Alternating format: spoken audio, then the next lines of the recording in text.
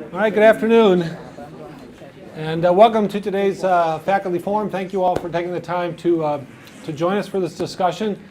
I'm going to do the normal warning that I give every time we do one of these. This is being recorded, and this recording will eventually be posted at the Provost website. You don't want to go viral, so be thoughtful about your comments and how you make them. I also want to, before we start, thank President Hunter for joining us. I can tell you that she really wanted to be here. When I told her about this months ago, she said, that goes in my calendar. At noon today, I said, well, you know, at 3 o'clock today when we do the forum, she said, that's not on my calendar. It really wasn't. Executive presidential action. I don't know who got bumped, but someone did. She will have to leave. The town leadership of Oregon. Oh, the town leadership of Oregon. Until 4 o'clock. She will have to leave at 4 o'clock, but I do appreciate her joining our discussion. I also want to introduce a new member of the University of Maine community. New as of today is his first day. That's Larry Llewellyn. Larry is our Director of Human Resources, and he'll be with us for about the next year. He comes with a very impressive background, having spent quite a bit of time being in charge of HR at Ohio State University. So we're really pleased to have him here at UMaine. Okay, so today the topic is the status of women faculty. But as I promised at the beginning of this year, that each time we had one of these forums, I would also spend a little time updating you on one university and the academic transformation. So true to my word, I will do that. Even though the first topic is a lot more interesting, I will. So I think, though, today we have quite a bit we want to talk about in terms of the status of women faculty. We want to have some conversation. I will be sure to wrap that part up by no later than 4:30. And though diehards who want to stay and hear about one university and academic transformation, please stay. And I have a few things I can update you on about that. The plan for today is I'm going to talk a little bit and kind of set the stage. But the focus of today's, most of today's discussion is about the Rising Tide Center and our National Science Foundation Advance Grant and the work that's been done. We want to give you a summary of two of the pieces of work to grow out of that, the most recent climate survey, as well as a salary study that was done as part of the Advance Grant. So the way it'll work is I'm going to sort of lay the foundation, if you will, for the presentation. Then I'll invite Amy Blackstone up. Amy is the director of the Rising Tide Center, and she will summarize for you some of the major accomplishments of the Rising Tide Center over the life of the grant. One of which is a climate survey. Shannon McCoy, who is part of the social science research team for the grant, will take us through and show some of the results of the climate survey. Not fully, but a good chunk of the results of the climate survey. Amy will talk briefly about the salary study, and then I'm going to get back up and talk a little bit about the future and how we're thinking about building on the progress that we think we've made and keep working on this into the future. So that's the plan. That's the plan for this afternoon. So I thought to really kind of set the stage, you know, what the status of women faculty. One thing we might want to start by looking at are some numbers. And so I thought, well, wouldn't it be interesting to look at just as one sort of gross measure of the status of women faculty at the University of Maine would be to say, well, if we look at the faculty at the University of Maine, what percentage or what piece of that faculty is made up of women? And so I asked Ted Coladarchi, who's here somewhere there he is, to help with this. Ted's the director of the Office of Institutional Research. And he said, what period of time do you want to look at? And as provost, you get some odd privileges. I thought, well, I know what period of time. Let's look at the period of time that I've worked here. So that's 30 years. I'm in my 30th year here. So why don't we look at that 30-year time period? And so Ted said, actually, that lines up pretty well with where the data are. We have pretty good data back to around the mid-1980s. And so he pulled together some data. And so just again to sort of set the tone, if you will. Oh, my clicker doesn't work. Maybe my PowerPoint doesn't work. It won't go forward. There must be an answer to this. That's talking to that. Oh, wait a minute. Let me try this. Yay! Okay.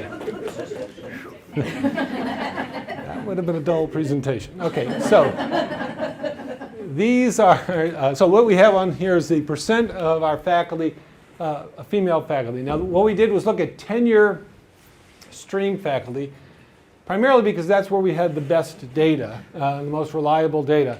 When you start looking at non-tenure faculty, the data are more difficult to work with. So we had consistent data going back to at least the mid-1980s, and so here's what we find. And so the blue bar is, the blue columns are the percentage of our tenure stream faculty who are women. And so we've gone from around 13% in the mid-80s up to about a third currently of our faculty are women. And when we look at what percentage of the full professors at the University of Maine are women, we were down around, somewhere around 5% in the mid-80s, and now that's grown to about 24% or so, 23 or 4%. So, gives you some idea that that would, from that, the trends anyway, would suggest that the university has changed quite a bit in terms of its faculty makeup in the last quarter century. Now, the changes, of course, are not all smooth. They're not all planned, and of course, when you look at things at this broad an image, you don't get a full picture. The faculty grew quite a bit in some areas and not at all in other areas, or minimally in other areas. A lot of the growth that occurred in the 80s and 90s was real efforts to recruit women faculty. Many of these women ended up being the only woman faculty member in their department, and that, of course, created its own issues for them in the unit. So the second thing I want to do is kind of take you through a little bit of a timeline of sort of at least my synopsis of some significant points leading up to us securing a National Science Foundation advance grant. I want to give Karen Horton thanks for this. Karen wrote this kind of history piece for the grant proposal, and I pilfered from it. And Maisie Huff, who I contacted and said, hey, give me a little information, and she sent me some information as well. So let me start my timeline. So one significant event was way back in 1981. I'm going to try to stop making self-references, but that's the first year I came to University of Maine as a graduate student. But anyway, in 1981, significant event, Joanne Fritsch, who was, I think, director of OEO, obtained a grant for Women in Curriculum, about $200,000 to start the Women in Curriculum program, looking at integrating information by and about women into the curriculum at the University of Maine. And I think those of you who worked here for a while are probably very familiar with the WIC lunches that went on for, I think they started in 1981 and continued on. And again, those lunches and those topics, the topics discussed at those lunches were quite varied. But quite often, though, they were about the experience of women faculty here at the University of Maine, or nationally, people bringing in experts, having discussions about how to make an institution like the University of Maine, which throughout most of its history has been male-dominated, an institution that would be more welcoming, supportive of, and take advantage of the expertise and qualities that women faculty bring to it. Now, Maisie, being a historian, could not help herself but to send me this little bit of tidbit that she uncovered. And I thought this was interesting. This is from notes from the WIC Advisory Committee back in 1988-90, their annual report. The committee was visited by an ad hoc committee of untenured women who voiced a number of concerns, including the devaluating of service, insufficient valuation of different pedagogical methods and teaching styles, the lack of mentoring system, and inadequate attention to retention both before and after tenure. And I thought that was interesting because when you hear about the work of the Rising Tide Center and the Advance Grant, that's pretty much a work plan for at least a significant chunk of the work of the Rising Tide Center. So clearly, as the number of women faculty at the university were growing, the issues were growing as well. And one one avenue for women to get that was to voice those concerns was with the Women in Curriculum Committee. Here's another little bit from that same thing. At the bottom got cut off, but they also studied the Faculty Senate committee list and concluded that women were indeed scarcely represented on Faculty Senate committees.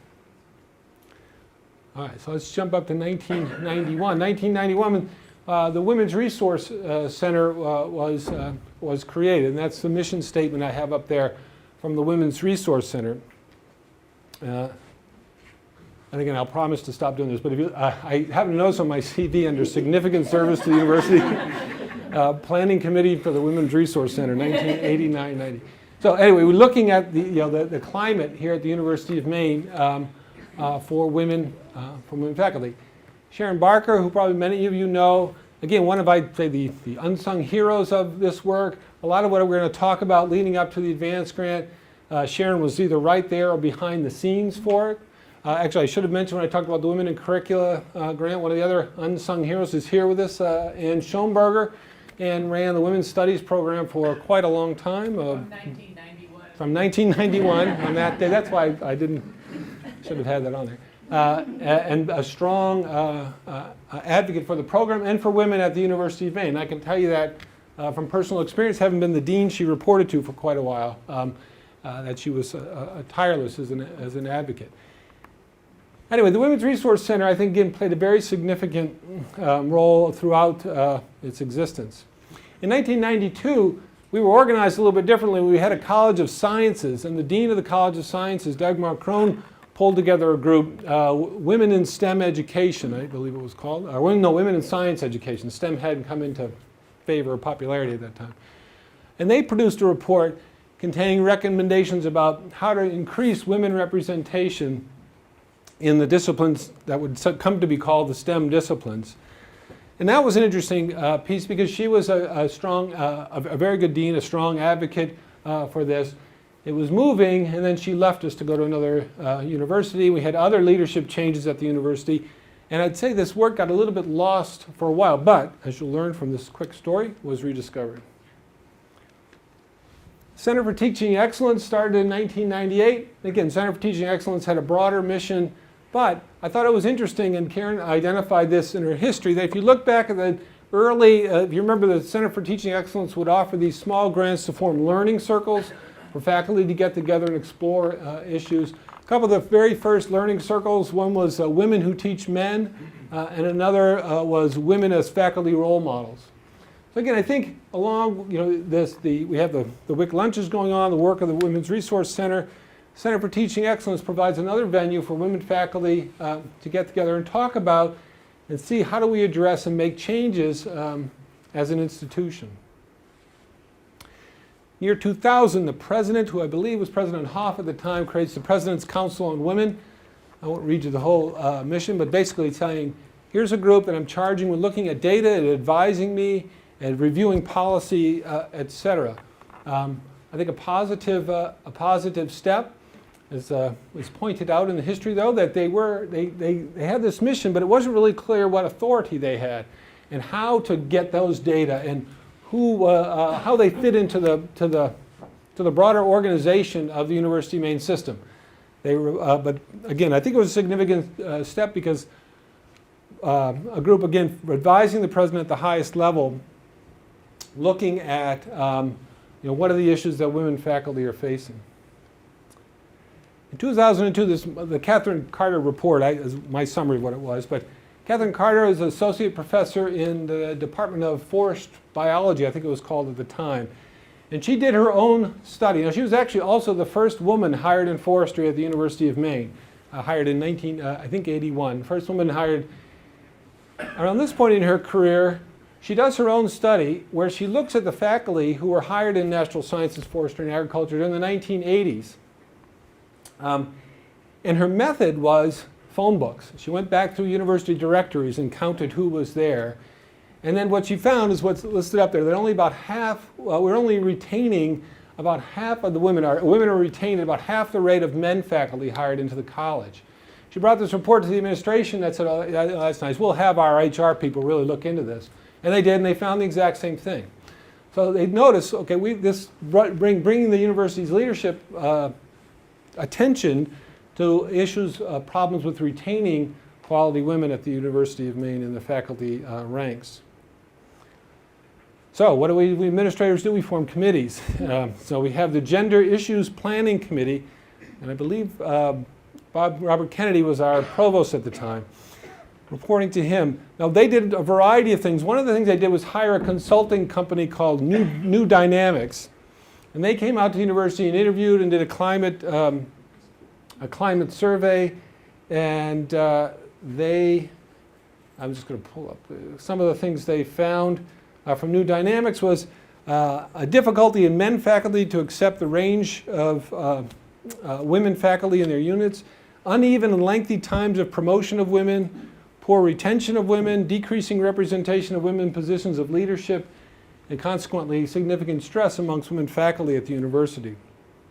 The next year, the Gender Issues Planning Committee is dissolved, but the focus from that work is to look at retention of women. So out of the Gender Issues Planning Committee grows the Task Force on Retention of Women, and I believe in an earlier position, I think our president served on that. I'm sitting here going, oh. The task force actually, this is where I think it's interesting how things come around. They rediscover the WISE report, the Women in Science Education report, looked at that and wanted to build on it, but identified things, and again, I think you'll see some consistency here when we talk about the Rising Tide Center's work. But they said, look, we need to look at an annual collection of institutional data by and about women and men faculty. We need to review our current policies relating to equity. We need research models. We need to do research on models of programs at other institutions that are working. We need to make mentoring opportunities available for our faculty. We need to improve work-life balance. We need to analyze workloads by gender, and we need to increase the consistency of peer committee reviews. We need to conduct exit interviews, and we need to start working on culture at the department level, one method of which would be to do training of department chairs. In 2007, again, Sharon Barker took a lead in this in working with HR and our Center for Teaching Excellence, started department chair training. And she brought some of us together, who I was a department chair at that time, and looked at doing training for new chairs and an annual training for department chairs. Now, Sharon, who is a veteran of this kind of work, was smart. And she said, look, we're going to do these trainings, but we're not going to say, come to the trainings about women faculty, come to the trainings about changing the environment for women in your departments. Because in all likelihood, that would select a group of people who are motivated, interested in that, and those who might otherwise benefit from it may not be there. So what she did was she took, again, a group of us who were department chairs. We talked about what are the issues that chairs face, how might we bring chairs together for some professional development, and we'll integrate gender issues throughout the work. And so the methodology was to use case studies and have, at these workshops, have chairs work on case studies, not all of which, but many of which gender issues were embedded, and we bring out in the relevant expertise for people to work on that. The following year, our co-PIs start to plot. This is the group that eventually were really the driving force in writing the advanced grant. And Karen Horton, I know, was very instrumental in coming in, reaching out to colleagues, and finding a group of people not only who are similarly motivated to try to make some significant changes here at the university by using this mechanism of the National Science Foundation Advanced Grant, but who had the time and inclination and willingness to do it. She didn't find anyone who had the time, but she did find people who had the willingness and dedication and interest in doing and developing a grant. Now by that time, Susan Hunter was our provost. And what she did early in 2009 was she formed the Advanced Initiative Council, and she named two deans, Dana Humphrey and myself, to co-chair that. And the charge to this council, the council had representatives from faculty. It had the group that would eventually be the co-PIs on the grant together, folks from EO and HR, and said, look, you have two charges, one of which I wrote here. You need to figure out how we can be supportive of the development of this advanced IT grant, And two, you need to look at the recommendations of this task force on the retention of women, and we need to start working and implementing some of the pieces of that work. And I mentioned the AIC because I think it played an important role in the life of the grant and continued. Later in 2009, the grant was submitted with then Provost Hunter as the PI and this band as the co-PIs. Jody Jellison left at some point. Was it after we got the grant or shortly after we got the grant? And Ellie Groden took her place amongst the co-PIs. So that brings us up to the current period. So for the past 5 years plus, we've been involved with a National Science Foundation Advanced IT or Institutional Transformation Grant. The lofty goal is to try to transform our institution so that we are more successful at recruiting, retaining, and helping or advancing women in the STEM and social and behavioral sciences disciplines. Now, those disciplines were targeted because that's where the money was. That's where National Science Foundation was providing support for. But very early on, this group realized that this was a way to change the institution and improve the quality of the experience for not only all women, but all faculty here at the University of Maine. And that's really been the philosophy as the grant has been implemented. So, with that background, I'm going to invite the current director, Amy Blackstone, up to talk about the work of the Rising Tide Center.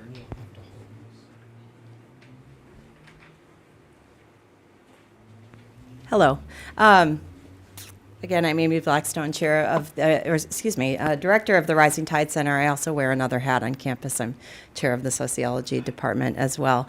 I should say that I'm happy to report on what the Rising Tide Center has been up to for the last 5 years, but really I'm riding the coattails of my colleagues who did all of the work that I'll be reporting on. So the co-PIs of the last few years, Karen Horton, Ellie Groden, Susan Gardner, and Amy Freed, and then, of course, the original PI on the grant, President Susan Hunter, and the current PI on the grant, Jeff Hecker. So the Rising Tide Center, as Jeff said, was created to support the work of the NSF grant. And though the mission of the Rising Tide Center really is focused on recruiting, retaining, and advancing women faculty in the sciences, the name Rising Tide Center was chosen intentionally with the idea that the work that we do toward the goal of gender equality on campus really does benefit all faculty, regardless of discipline and regardless of gender. And I hope that those of you who are faculty here are familiar with our programming and perhaps have been to some of our workshops and programming. Over the last 5 years, our work has included quite a broad range of professional development, climate, and policy activities. And I'd like to share just a little bit about what some of those activities have involved. So one of the primary areas of focus of the grant is to support and develop family-friendly policies. And our co-PI and policy advocate, Amy Freed, has worked quite a lot with HR and equal opportunity over the last few years to both develop and then help communicate a couple of family-friendly policies at UMaine. One, a stop-the-clock policy for tenure-track faculty. Another one is our alternatives to teaching faculty. Amy has also worked with HR to develop the portion of HR's website that describes a number of programs and policies that support work-life balance and working families. And if you haven't seen the website, I definitely recommend you check it out. You can find it easily by just Googling family friendly on the HR portion of the website. That site does describe the policies in detail, but also share some of the experiences of faculty who have used those policies. And so they're a great resource if you're interested in what the impact of those policies have been and what it's like to actually utilize them.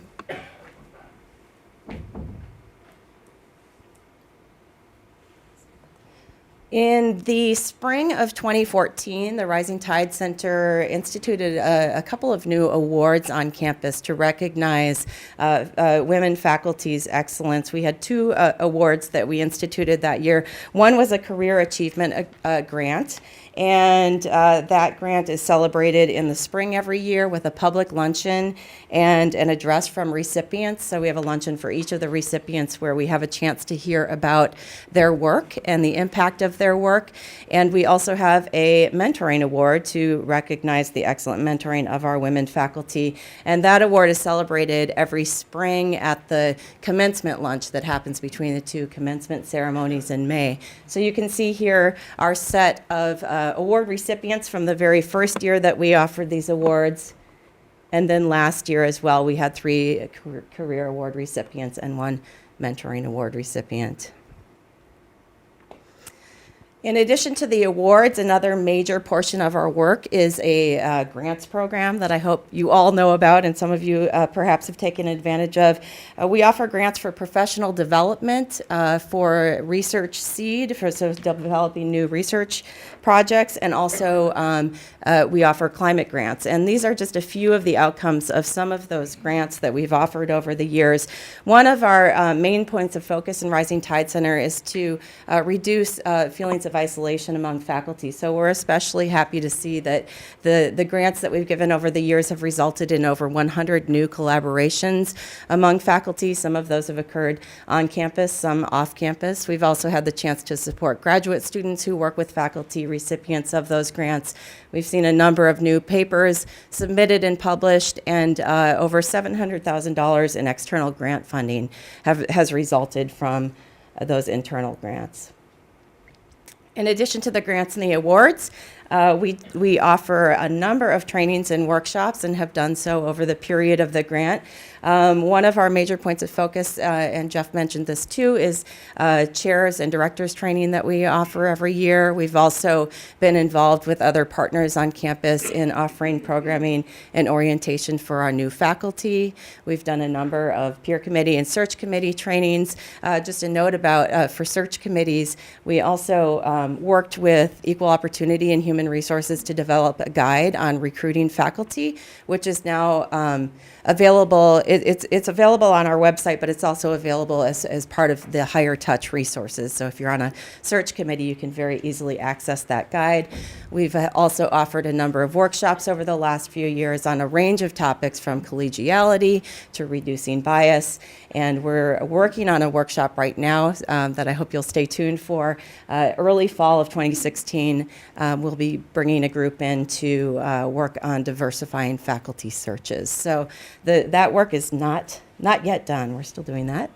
And another big piece of our program, especially in the last few years, has to do with our Male Advocates and Allies program. Over the last couple of years, co-PI and peer trainer Karen Horton has worked with a wonderful group of male faculty and staff who make up our Male Advocates and Allies program. Our advocates meet regularly, and both the advocates and allies are men who are committed to reducing gender bias on campus, and they have offered a couple of workshops on campus as well that you might have seen.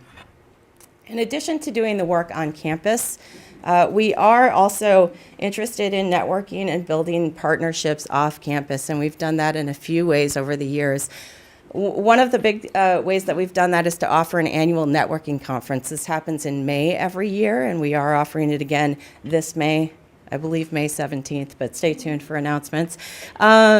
That workshop is something that we have planned together with partners from across Maine and really across New England. And the main focus, as implied by the name of the conference, is to offer an opportunity for faculty to network with one another across the system and across the state. And conference sessions focus on topics such as academic leadership, work-life balance, policy issues, and other topics that are relevant to the Rising Tide mission. Another project that Rising Tide has been involved in is the development of a nonprofit organization called Maine Career Connect, which was started with a supplemental grant that the co-PIs received from the National Science Foundation a few years ago. Maine Career Connect is a consortium of employers in the state of Maine. Some of you who have worked on search committees on campus may be familiar with the work of Maine Career Connect. Their goal is to offer services for dual career and families who are new to the state of Maine. And just as of last fall, Maine Career Connect was started by UMaine out of the Rising Tide Center, but it is now operated under the umbrella of the Maine State Chamber of Commerce. We have a new director for Maine Career Connect who has been continuing her work with clients at the University of Maine, but is also working to build that consortium of employers to grow it across the state of Maine. In addition to our work with the networking conference in Maine Career Connect, we also have worked with the system and been very well received in sharing our work with the UMaine system, and we've begun to collaborate with them on some of our programming.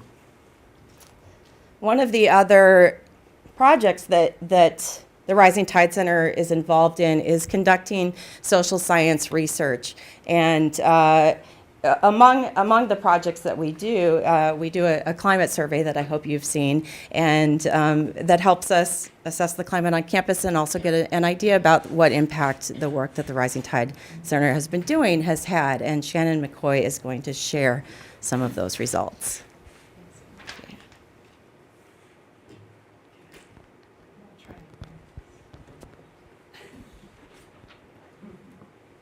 I need better vision.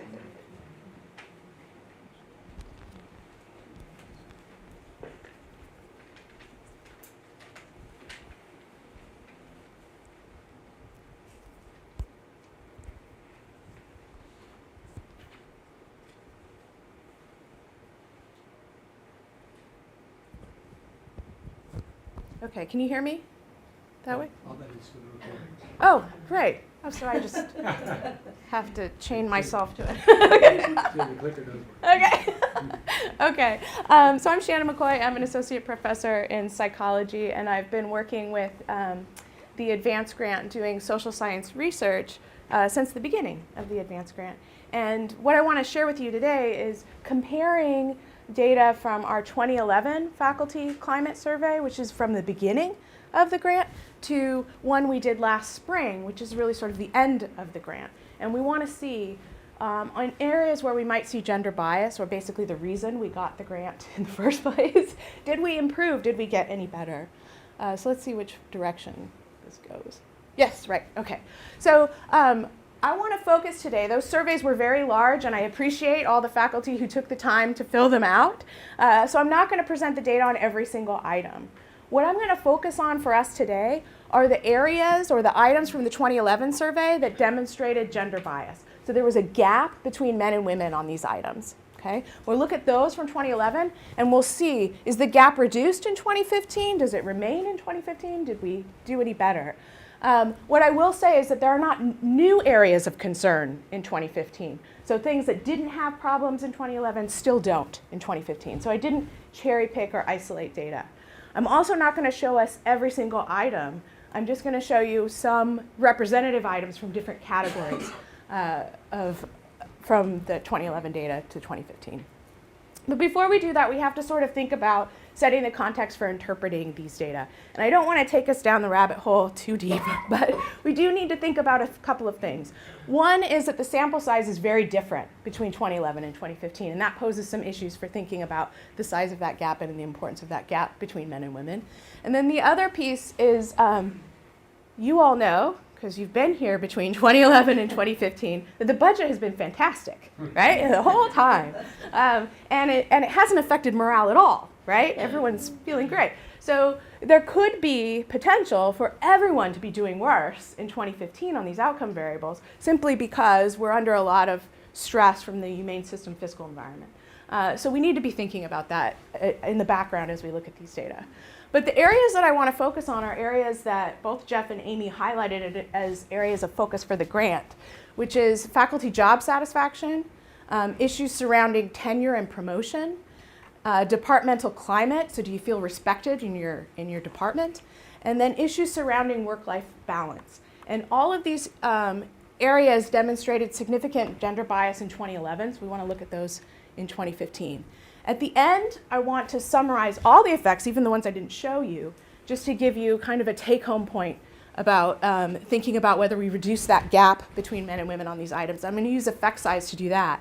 And then at the very end, we'll talk a little bit about did participating in rising tide events, these workshops and different programming events that Amy was discussing, did that actually improve people's satisfaction, okay, at UMaine?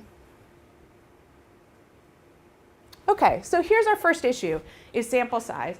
So you can see we dropped by 100 respondents in 2015. And when you only have 339 people in your data set in 2011, that's a big drop, right? So it poses concerns, particularly around representativeness of the sample. So do we have a higher percentage of women in 2015 than we did in 2011? Are there more full professors, right? Are there more people from STEM? Those are issues, but there are absolutely no differences in demographic representation in any category you think about that we collected from 2011 to 2015. So by some miracle, they're equally representative, right? Thank goodness.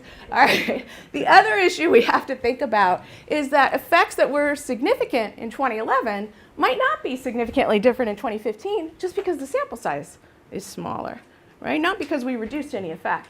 So we're going to need to think about effect size when we look at these data. And the measure of effect size that I'm going to use today is something called Cohen's d, which is a measure of effect size we use a lot in psychology. And it has a nice metric, a little rule of thumb. And so effect sizes around 0.2 to 0.5 are small to medium. Anything above 0.5 is heading to large, and anything above 0.8 is very large. And the effect sizes we're going to be looking at are going to be in that small to medium range, right? And that's because all of the things that we asked you about hopefully are multiply determined. And gender is only one thing that's going to influence them. So there's lots of things that influence your job satisfaction. And hopefully, you know, it's not the gender might have an effect, but it's not the most important thing influencing your job satisfaction. So we're going to be seeing effect sizes around 0.2, 0.5, stuff like that. Why does that happen? Why does the sample size go down? Why does the sample size go down? Yeah. Fewer faculty chose to fill out the survey in 2015 than they did in 2011. But I don't have any systematic difference in respondents to make an educated guess about why, other than faculty morale in general is down and maybe people don't want to fill out surveys. Do you have something, Susan? I would just also point out that it wasn't a sample. We actually surveyed the entire population. So Right. It wasn't These are as the if only we people reduced that- our sample. Right. Yeah. These are the only people that respond. That's not a good sign. Yeah. Is the population of faculty different from 2011 to 2015? Did we reduce the number of faculty from 2011 to 2015? Yes, we did. But we looked at how many people we sent the survey to, right? And it's similar in 2011 and 2015, isn't it? Yeah. So it's a lower response rate in 2015 for sure. It was longer also. And it was longer. That was the other thing. It was much longer. There were a whole bunch of questions about the participation in Rising Tide Center activities. Does anybody remember this? Did you go to this workshop? Did it make you happy to be at UMaine? And you had to do that for every possible workshop that ever got put on. So I think we could have had some dropout at the beginning of the survey too. So these are our respondents. They are similarly representative of the different categories of faculty as we had in 2011. So the other context that I sort of want to set is this idea about fiscal stress. And originally I included this in the survey because I was thinking about using it as a covariate or something to control for the effect of just this budget crisis on people's morale and look at the effect of gender controlling for that variable. You can see that both men and women are above the midpoint in terms of perceiving that the university's fiscal environment has an impact on them, but they're not different from each other. But surprisingly, this variable only influences outcomes for men. Okay? So the more men perceive the fiscal environment as having an effect on them, the lower their job satisfaction, and the lower they are in a number of variables that we're going to look at today. But it's unassociated for women. I'm talking about correlations below 0.10, the R, not the P, right? Okay. All right. On the graphs that I'm going to show you today, I'll always put the response scale that you saw as faculty respondents here, where lower numbers are going to be less endorsement of whatever the question is, higher numbers mean more. Okay. So let's look at job satisfaction. In 2011, we had a significant difference between men and women in terms of their satisfaction with their job at UMaine. Men were significantly higher than women. In 2015, we completely wiped out that effect, but perhaps not in a way we would have hoped. Right? I don't know if smidgen is a technical term in statistics, but women are a smidgen higher, right, in 2015. But men definitely were seeing this drop in satisfaction in 2015, but we don't see that for women. You can see our effect size is in that small range, small heading to medium, and it's 0 in 2015. So another way to think about satisfaction is how satisfied you are with your career progression at UMaine, how your career has progressed. And in 2011, men were significantly higher in their perception or their satisfaction with their career progression than women were. Women, again, a little smidgen up. Men come down. That gap is no longer significant in 2015, but there also just isn't a gap, right? The effect size is basically 0. Okay, so no longer gender differences in satisfaction, but not the way we hope to get there, right? Okay, all right. So let's look at tenure and promotion variables. And we had variables in the survey that looked at satisfaction with the tenure process for assistant professors, for promotion to associate, right, and then promotion to full. So we'll look at all 3 of those groups. Okay, so here's the largest effect we had in the survey in 2011, where we had men significantly higher in their perception of pre-tenure support than women in 2011. We reduced that effect, but again, it's heading towards small, so it's not significant in 2015, but we might still care about that difference between men and women. But you can see, sadly, women are unchanged in 2015, and men drop on this variable. So there's still more work to do here for pre-tenure support. Okay, are we ready for good news now? Anyone? All right, let's look at an area that folks spent a lot of time on, trying to clarify the criteria for tenure in different departments. So this is associates looking back, right? Now they're looking back at the experience of achieving tenure. I understood the criteria for achieving tenure. You can see men were higher on that in 2011, and that effect is gone in 2015, and nicely, women are moving up on that variable to help eliminate that gap. Now, why am I showing you this? There's no difference, right? There's no difference between men and women in 2011. We were just focusing on bias. This is another area of good news, and folks spent a lot of time talking with faculty on campus and with chairs about promoting more faculty to full. And here you can see, but there's no difference between men and women, but they're not particularly satisfied with the chair helping them to go to full. And you can see in 2015, both men and women are much higher on that variable. And hopefully that's a result of some of the efforts led by the Rising Tide Center. I will say that I did check to make sure that this wasn't on a 1 to 5 scale in 2011 and then 1 to 6 in 2015. It's not a fluke, it was a real rise. Okay, so now let's think about departmental climate, how included you feel and how respected within your department. In 2011, you can see that men were significantly higher in feeling that they were treated with respect by colleagues than women were. And you can see just smidgens up and smidgen down to reduce that gap in 2015. And the effect size is about half and no longer significant. We did not do a good job. This is just an example variable of items that assess how included or excluded you feel within your own department. Okay? So this is just one example item. You can see this red box here means it's still significant in 2015, and that's the first one we've seen. So that's good. But you can see the effect size is unchanged, and women remain feeling more isolated in their department than do men.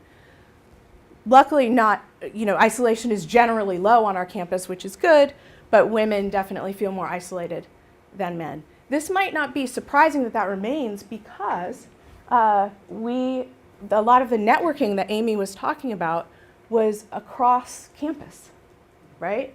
Or across system, or across the state, right? And so we're trying to reduce isolation and exclusion for women in STEM disciplines by creating collaborations. And you said, what, 104 new collaborations or something. So we do see it if we say, do you feel isolated at UMaine, right? When we're not asking about just the department, we did reduce isolation at UMaine for women. Well, we don't know if we reduced it slower for women in 2015 than it was in 2011, and that effect size is smaller, the gap between men and women. Okay, work-life balance variables. This is another area that the grant focused on, trying to increase awareness of these policies, use of these policies, but there's also another aspect in terms of, okay, I know they exist, but my department doesn't support them. Right? Or I can't do that because my department doesn't support work-life balance. And in some previous work we did with the 2011 survey, we found that perceiving that the university and the department was supportive of balancing your work life and your personal life was a very strong predictor of faculty job satisfaction and well-being. So we know these variables are important for our faculty here. So the first thing we want to know is, did we increase awareness of things like the stop the tenure clock policy? So 64% of our faculty in 2011 were aware of that policy. The gray piece of pie where it says missing is people who didn't answer the question. They're not Emma, and they're not missing people. They're not lost, okay? But they didn't answer the question. And then in 2015, we increased awareness of the policy to 77%. Another nice way to think about it that came up last time I presented these data is this dark blue pie of people unaware is now half, right? So we reduced unawareness by half. The other policy that we looked at was the alternative assignment. 53% of our faculty were aware of the alternative assignment policies in 2011. 70% are aware now. Again, our unaware faculty, this dark blue, is basically cut in half. Okay. But did people use them? I'll say we doubled the percentage of people that used them, but to 7%, right? Almost doubled, I'd say. 4% of our faculty reported using these family-friendly policies in 2011, and we've upped that to 7% in 2015. So do departments support, right, these policies, or are they, do faculty feel that their department knows about the options? In 2011, men reported that the department was more knew about those options for faculty who had a baby. They were more likely to endorse that item than women were. And you can see here's a nice case where women actually come up in 2015, and there's no significant difference between men and women in 2015. We see a similar pattern here when we look at whether people perceive other faculty in their department as supportive of work-life balance. So we see it, men perceiving their other faculty as more supportive in 2011, but the gap is gone in 2015.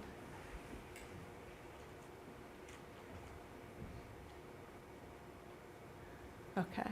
And this one is the department is supportive of family leave. It was a small effect in 2011. I'm sorry, the effect size didn't print out. It's 0.32 here. And then there's no effect in 2015. You can see women came up a bit. It's, the effect size is 0.06 in 2015. Okay. So those were just some representative items from the different categories, but they show similar patterns to all of the items. So I tried to think about ways I could summarize those data for you. So there were 23 items on 2011 survey that showed a gender gap, where men and women were different. So if we average those, the effect size for those items, kind of like a mini meta-analysis, and create a confidence interval around that, then we could average those effect sizes in 2015 and create a confidence interval around that. So I didn't show you all 23 items, but here's kind of in a nutshell what that looks like. So in 2011, this gap between men and women was around 0.45, which is heading towards a medium effect size, right? And this is a 95% confidence interval here. And in 2015, we basically cut that gap in half, okay? So we're now headed toward a small effect. It doesn't mean we don't have more work to do. We definitely do. It's not zero, right? And the confidence interval there. But we basically cut it in half. Importantly, there's about 9 items. I showed a lot of them to you today. There's 9 items where men decrease to reduce that gap between men and women, right? So 9 out of the 23 men come down to help us out. Okay, so we had limited data in the survey for participation, although it took a long time to collect at the beginning of the survey. It was actually limited in terms of the data analysis I could do on whether or not folks participated in workshops that I could use to examine if participators or attenders fared better than folks who didn't attend, right? So these analyses are going to look at whether you went to a Rising Tide workshop or event or not. So of the respondents, the people who responded to this survey, 76% of them responded that they went to one or more Rising Tide event, okay?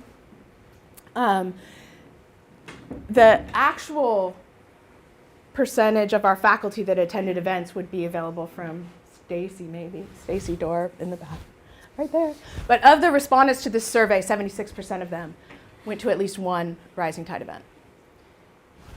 Okay, these are the different kinds of workshops that you responded to on the survey. So did you go to a chair training event? How many? That kind of thing. So women are in the light blue and men are in the dark blue. And immediately after we asked you, did you attend a chair training or a networking event, we said, do you think that attending that networking event contributed to your job satisfaction? Right? So did you perceive it as beneficial to your job satisfaction? And women perceived all of the workshop events as more important for their job satisfaction than men did, right? But these are all people who actually went to the events, right? I can't compare on this graph people who went to the workshop and did it, and did people who went to workshops fare better than women who didn't, for example. And the answer is no. People perceived that these workshops were beneficial for their satisfaction or other outcomes, but there's no difference between the job satisfaction of people who attended events and people who didn't, except for one, the bias events. Okay, so let's look at that. So people who reported attending at least one of these bias events held by the Rising Tide Center are in the lime green here. And then folks who didn't attend are in the black or brown, right? Men over here, women over here. There's no effect of attending the event on the job satisfaction for men. Attending a bias event didn't make them feel bad, right? But it didn't do anything. No effect. But if you look over at women who attended the bias event reported significantly higher job satisfaction on the survey than women who didn't attend. Okay, but that was the only workshop where we have this kind of evidence from the survey. All right, so just summing up, we basically have a reduction by about half in the effect size, or that gender gap between men and women, between 2011 and 2015. But again, some of that is because men are less happy now. The extent to which that less happiness or that drop in satisfaction for men and outcomes for men is driven by their concern with the fiscal environment. Those are analyses that I'm still doing, but I didn't want to do moderated regression today. So we have effects with job satisfaction, tenure and promotion, departmental climate. I think the best news so far is with the work-life balance variables. Those look really good. I do know from some other analyses that all of the items in which men are dropping have strong correlations with concern with the fiscal environment here for men and no association for women. And then those bias workshops seem to be particularly effective for our women faculty in terms of their job satisfaction. So that's what we have now. We are putting together a report on all of the items comparing 2011 to 2015 that will be available on the Rising Tide Center website. So you'll see that I didn't cherry pick, right? Because there's lies, damn lies, and statistics, right? Okay. Thank you.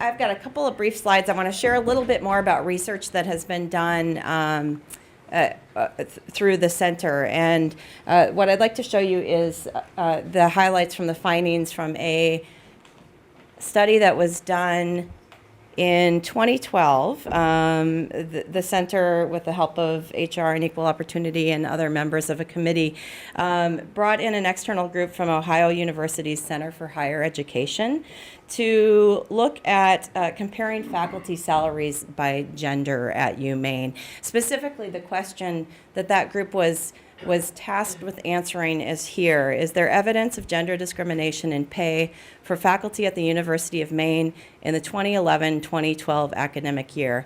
I should say also, if you're interested in the full report from the study, it is available on the Provost website on the page that describes today's faculty forum, so do please check that out. But I'll give you the end of the story. So when they first conducted the analysis without controlling for differences between men and women, the initial finding was a wage gap of 21%. So male faculty on average were shown to earn more than female faculty. But once the group brought in some significant and important differences, so once they controlled for differences in rank between faculty, differences in years of experience, departmental affiliation, and time in rank, the difference between women and men went down to 1.9%, and that difference was no longer statistically significant. So the bottom line, the takeaway from this salary study that was conducted is this. The folks who conducted the study found no clear evidence of a statistically significant unexplained pay gap between male and female faculty at the University of Maine from, again, those 2011-12 salary data. I'm going to turn things over to Jeff now. Let me finish out by talking a bit about moving forward. As you saw, the grant completes at the end of this year. And of course, as you also see, there's a lot of work to be done. From my take on being involved with this and looking at data, I mean, I think at the University of Maine, if you take the big picture, there's actually a lot to celebrate about the changing status and experience of women at the University of Maine. And if you look at the data, there's also still a lot of work to do. And so we want to continue to have a focus on this work. So kind of trying to sum up, well, being engaged in this, what does it tell us about what we need to do to continue to have a focus on improving the quality of experience for women faculty, for growing the number of women faculty, for making sure we're retaining, that they have opportunities for advancement, and that our institution benefits from having that kind of environment and having women faculty are retained and successful here at the University of Maine. So one thing we deduced in looking back historically at different efforts and looking at what's been done in the last 5 years is that if we're going to continue to make progress on this, it has to be built into the structure of the university. There has to be some group or groups who have their eyes on the prize, that are looking at this One-off task forces are good. They can kick-start things, they can get things going, but really as an institution to change, we want to build into our structure people who are accountable for this. Who's responsible for continuing to look at these data, to continuing to look at our policies, and continue to work on change. The second, perhaps obvious point, they've been, if you look back at some of those reports 20 years ago said it, and we're rediscovering it, you need data, and you need to make sure you're looking at the data and that you're using the data wisely, that you gather it, you use the data to guide decision making, you then go back and get the data again. It's learning through experience and having a system that allows you to look at data wisely. I think the third big take-home point that we've learned is to make change, you really need investment at all levels of the institution. You need the groundswell of people who are coming into the institution saying, hey, I want to work at a good institution. You need the people at the top, so to speak, also invested in these goals, and you need everyone in between. And I think we've had success, I would like to think we've had success having President Hunter at the top and having a committed group of deans and others wanting to work on this over the past several years. So I want to just talk a little bit about what our plans are moving forward, how we're going to sustain work on this goal of having truly an equitable experience and a quality experience for all faculty here at the University of Maine, including the women faculty. I want to talk a bit, I mentioned the Advanced Initiative Council, or the AIC. And the AIC was important in starting this work, and its role has evolved over the life of the grant. This kind of conceptually, this is at least a stab at the change model for the work of the grant. The idea is that through research you identify what the issues are, and that research might be research on our own data, our own faculty, their own experiences, things like the climate survey. You develop some strategies, you try them out, you evaluate that, you do more research based on what you learn, you modify your strategies, you evaluate, you revise, and you look at the data again. That's the process for changing the institution. That's the model. At the University of Maine, the way we've worked over the past 5 years or so is the Advanced Initiative Council has played a role in each of these pieces. It's a group that the data come to, that we get representative voices from the faculty and from administrators generating ideas on how we might try to impact and make change. We try those out, we ask the group to come back, and we look at the data again. You look at the stop the clock tenure policy as an example. Amy Freed and Sandy Karen, I think, deserve a lot of credit when they were in Faculty Senate initiating a serious look at this, at these family-friendly policies, including the tenure clock. They worked up and developed good policies that were accepted by the Senate and by the administration. The early parts of the grant, the data suggested people didn't know about these, and so the focus became on how do we get people to know about these. And then that data suggested people were learning about them but didn't want to use them. Then we say, okay, well, now we need new strategies on how do we make this part of our culture. And it's not just one strategy. It's not developing the policy, posting on the website, but looking at the data and having that guide decision making. And that was what we've been trying to do over the life of the grant. So we think the Advanced Initiative Council is important, but we want to signal that this is an ongoing effort and not only tied to our advanced grant. So we've come up with a great strategy of renaming it. We have now, going forward next year, the AIC will be gone and the Provost Council on Advancing Women Faculty will exist. The current AIC has been working on this and thinking through what should be the charge to this group, what should the membership be, and what's our model.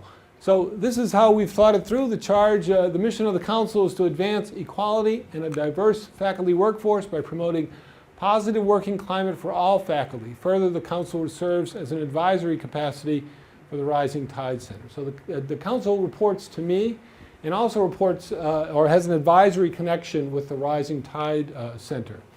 We want to make sure that there's representation, so the provost will serve, the director of the Rising Tide Center, or someone from the president's office, vice president from research, all of the deans, executive director of cooperative extension. We'll be working with Faculty Senate to have at least one faculty rep from each college.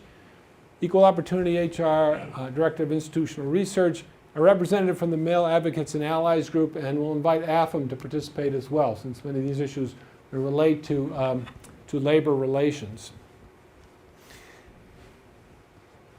I won't go through each of these, but this is what the council members' responsibilities are, and I will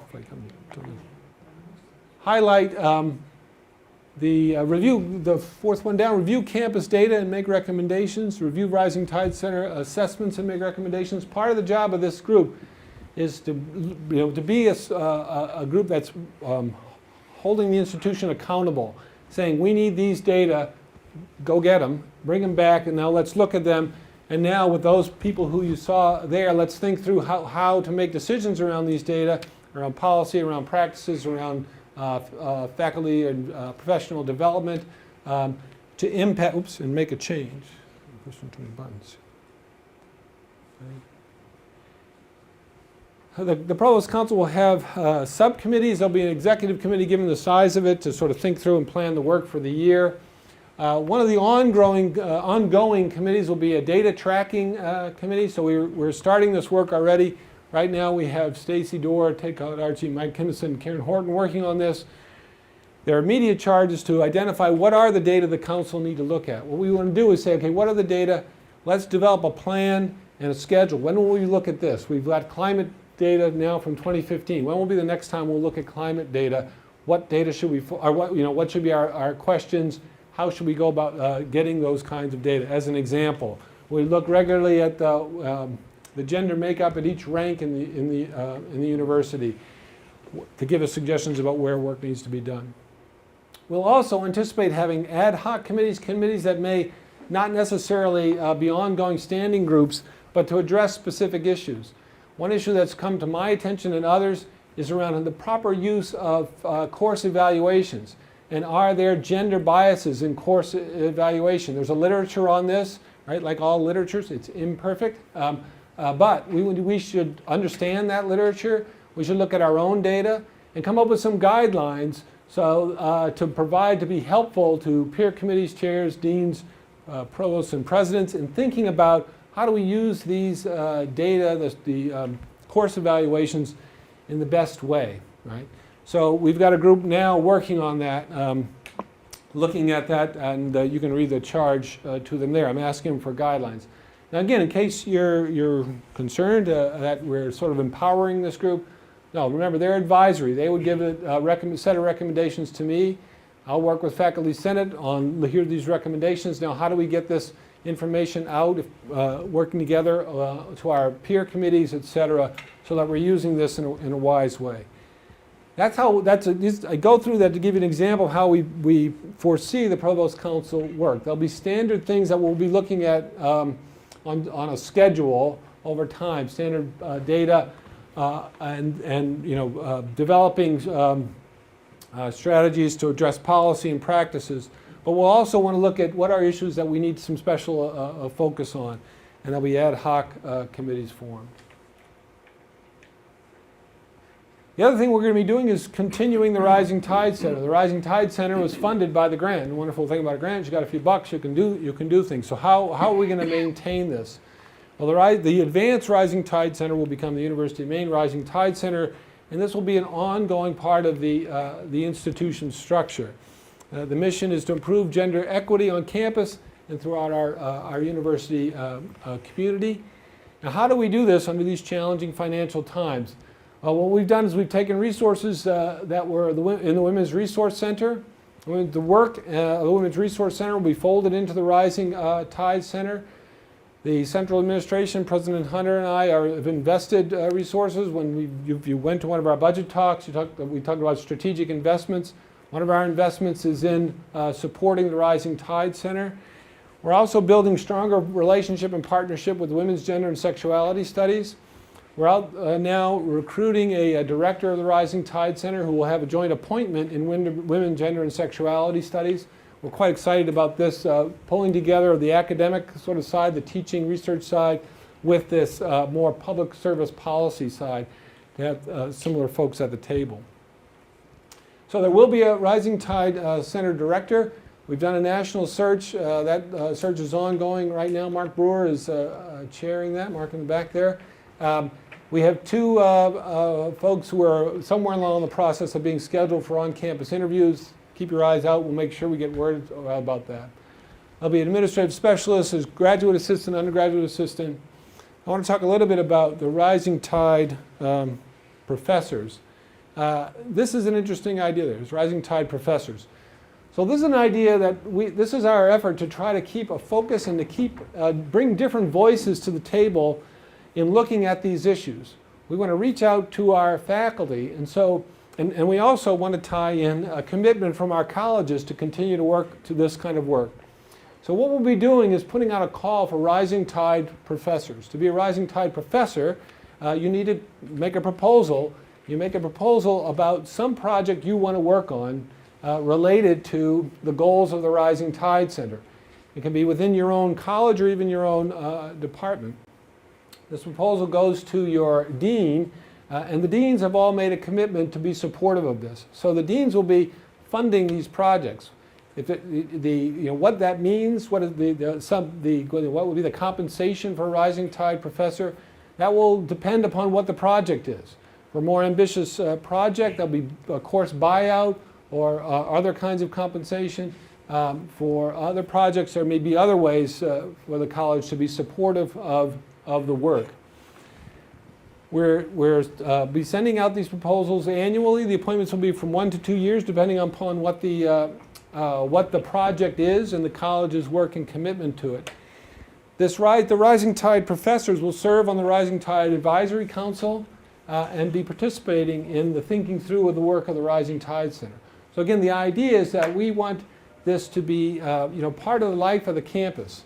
We don't want there to be, well, the Rising Tide folks and they're over here and the rest of us are off doing our work. We want annually to challenge the university community to think about, would you be interested to spend a year focusing on these issues, working with us to advance these issues at the university?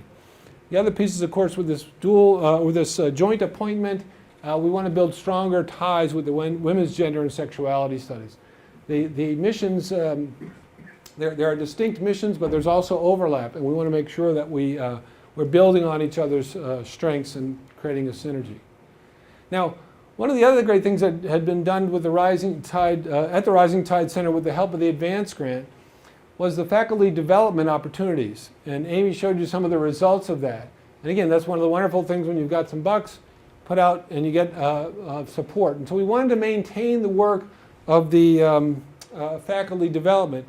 And we've been very fortunate, and if she was here I'll thank her anyway, but President Hunter has taken a lead on this. She has created the Susan J. Hunter Fund with her own donation to the university. She created this fund. Now the fund was also built around the time of her installation. We did a call out for contributions to it, and we had a fundraising dinner for folks to contribute to the Susan J. Hunter Fund. What the fund is going to be used for is to continue the work of professional development for faculty with it's too blurry for me to read the exact words, but with an inclination toward supporting women and underrepresented faculty in professional development. So we'll use the funds that come out of this as an endowed fund, so we anticipate it going on in perpetuity, and we hope we also are out there continuing to raise funds for it. That each year there'll be a call for faculty development proposals, and we'll use the Susan J. Hunter Fund, which will be the responsibility of the Rising Tide Center to manage and dispense, to continue this work of providing faculty development opportunities for our faculty, particularly women and other underrepresented faculties. So that's kind of where we're at now in terms of the work that we've done and our plans moving forward. So at this time, I'll take any questions or comments. Yes, Ian. I'm curious about how much data may have been gathered so far about new hires or hires over the last 10 years into tenure track positions and whether more women are entering the professoriate. Stacey, can you help me here? I can tell you that as a part of the data subcommittee, that's a piece that we're looking at really closely. I mean, part of it is that for the grant, we had to limit it to just tenured and tenure track faculty because of NSF guidelines. But for going forward, our goal is to basically expand that. And so when you do that, you create a new set of definitions that have to be looked at. And so I think we'll have some data for you about that, but we just don't have it yet. Because 30%, 32% ain't much. Right, well, it's more than 4%, but it's, there's a lot of work still to be done, and obviously, if we're not hiring at the junior level, we're not going to succeed. Other questions or thoughts? Great. I think we all agree to congratulate the Rising Tide group and thank everybody that's put so much work into it, including you, Jen. Okay.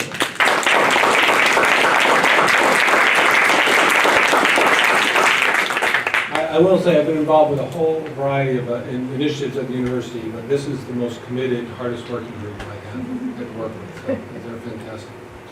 We are nervous about the grant ending, the KPIs going off in different ways. That's why we've put a lot of thought into how to keep faculty, invested and engaged in this.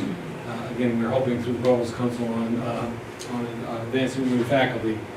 That will be one mechanism to do it, but we're nervous. So this grant could not be renewed or what? I'm sorry, Professor. This grant, the grant we have from NSF. No, there's no, we can't, these are not renewable grants. They're one-time help an institution do just what we've done, kickstart change. I think the data, maybe others could talk about this more eloquently than I, but you look at the first generation of institutions that got advanced awards, they made some changes, but where they really started to see more significant impact was 10 years out. Am I right, Susan? About 10 years out from when they got their awards. And the Science Foundation's idea is, again, look at your policies and practices, create some things that will have some stability, but the grant is designed to kickstart that work, not to fund it on. They're looking for the institution to make a commitment to this kind of work as well. Obviously, the grant was intended to support particularly work on women in the sciences and in STEM fields. The renaming of the AIC towards a different purpose suggests a broader view of future activity. Could you comment in more detail on how you see future efforts serving women faculty as a whole without respect to discipline? Sure. I think, again, most of our work had that as the guiding principle, if you will, or theme. Most of the work in doing it, looking at our policies, looking at, so as an example, right, we put a lot of work into training around promotion and tenure procedures. We developed, slideshow, and we went out and did training. But we did, to satisfy the grant would have been to do that in the STEM social behavior sciences discipline. We made a decision not to do that, to do that training, around the campus, to make those resources around the campus. I think the only real change, I think, will be in being more explicit about that and more, the name change. That's part of the thinking behind the name change, is that we don't want people to view this as, well, that's something for the STEM discipline. We're trying to look at it more broadly. And again, with our idea of the Rising Tide professors is to try to bring faculty in from all throughout the campus and cooperative extension to come in and be part of the discussion. Can I add to that? The professional development work, I think, is another piece where there will be more opportunity for more women faculty. So because of the mission of NSF, the professional development grants that the Rising Tide Center has offered have been limited to women faculty in STEM and the social and behavioral sciences. But the Susan J. Hunter Fund will provide professional development funds for faculty regardless of discipline. I think the other point, thanks for saying that, part of what we're looking for in a Rising Tide, director of the Rising Tide Center, is someone with granting skills, can get out there and look, and we're hoping, we know there's other sources of funds that are not targeted only to the STEM disciplines. I thought everything that Rising Tide has got a great initiative, and you all deserve a lot of credit, and we've all profited from it. And I really like that you worked infrastructure, and I mean, that's key to the continuation, so this is great. I'm wondering about the Women, Gender, and Sexuality Studies program, which, you know, as you know, since you've been here, has seen substantial cuts and which obviously couldn't be directly addressed under the auspices of the Rising Tide, and I'm glad to see a partnership there. Are there plans to develop the program itself? And if I will speak out of turn, I'll say a couple things and then turn things over to Dean Don. But I think, you know, the thinking was, you know, the Women's Studies program, which was for most of its history, you know, run by Ann, done a wonderful job. Maisie doing 3 jobs at one time. Yeah. Succeeded. They built a strong cohort of adjunct faculty and to work with them. Things are changing, right? He was retired. So I think the model really has been to look at the joint appointment model. We changed Maisie's position so that she's tenured faculty, tenure stream faculty. For the joint appointment history, we hired your department. Thank you, Elizabeth. With a joint appointment in English. And now the Rising Tide professor will be we're hiring at a higher rank. We're hiring someone at least the associate professor level. They will also have a joint appointment, likely to be in one of the social science disciplines and women's and gender and sexuality studies. So the idea is to develop this, you know, in the next sort of phase of that program is to have this joint appointment model and to have folks reaching out to their colleagues in those units to bring them in, you know, with the building on the existing model, where a teacher an overload or a buyout to contribute to it. We're trying to build it into the structure of the college. That was great. In effect, by having the leadership of Women's Gender and Sexuality Studies not dependent upon a faculty member with a joint appointment, we're actually adding capacity, in effect, to WGS, because instead of Maisie having to carve out time, Maisie or Elizabeth or somebody carve out time to manage those leadership responsibilities, they'll be built into this purposeful position, which then allows more time for other aspects of the program. And I believe and hope also more visibility for leadership, because that person will have a, you know, instead of just going to academic group with me as dean, this, you know, this, you know, which is great, but there will be a higher level of involvement and opportunity for greater advocacy. So I think that having this shared partnership model actually positions WGS really well going into the future, and I'm delighted that that's been able to work. Other questions? No. So 60 or 80% of the population being male, but a lot of the differences that we saw that occurred were due to their growing dissatisfaction. So we want to make everybody happy, because if you're sitting in a room with 60 or 80% of unhappy people, it's not a very productive thing. So this is really interesting data. What's being done to enhance the males there? Because obviously there's synergism that goes back and forth, right? So we don't want to forget them. We want everybody to be happy. So what, has anything come out of this to say, what can we do? Clearly our strategy was not to knock the men down. They should be. But, I mean, it's not, we're not making women happy at the expense of somebody else, right? I mean, So I what would can we suggest, do? We want you know, you're going to get a lot more going, a lot more power if everybody's happy. I mean, and I've seen it, you know, this is the second time I've seen Shannon walk through that, and then, you know, as I say this, I know it can be a challenge, but my optimist view of the data is that, you know, yes, as been pointed out, we're experiencing some quite challenging times here at the university, and that's stressful for everyone. That perhaps the work of the Rising Tide Center and these other efforts have been a greater buffer for women than for men. There's been a lot of attention on climate, et cetera, for women.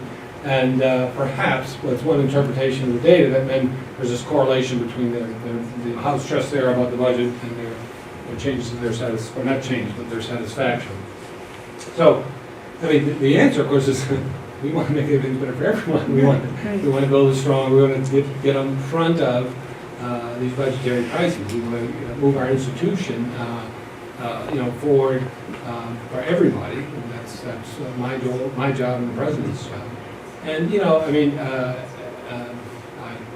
blab on about some things we're trying to do, but the basic thing is we're trying to figure out how to create a financially sustainable institution here that serves the state of Maine. And we're doing that. We're looking at things to try to be more successful in recruiting students. We need students to balance our budget. To retain the students that we have here, we need to keep more students here. That's good for the students, good for the state, also good for our budget. And we're looking at, we're navigating the world of one university to try to create, try to get to the other side of this in a way that builds a strong University of Maine. Now, those are all challenging efforts, but your point is a good one. And when I saw these data in my not rising tide, but my provost role, so we'll work on that. Okay, well, thank you. Now, I promised to give an update on academic transformation. If you're not interested in that, feel free to step out. I won't step out, but others are. I'll give folks a minute to step out, and then Everyone's going to. and then I'll kind of just walk you through a few things on that. Thank you for coming. Appreciate it.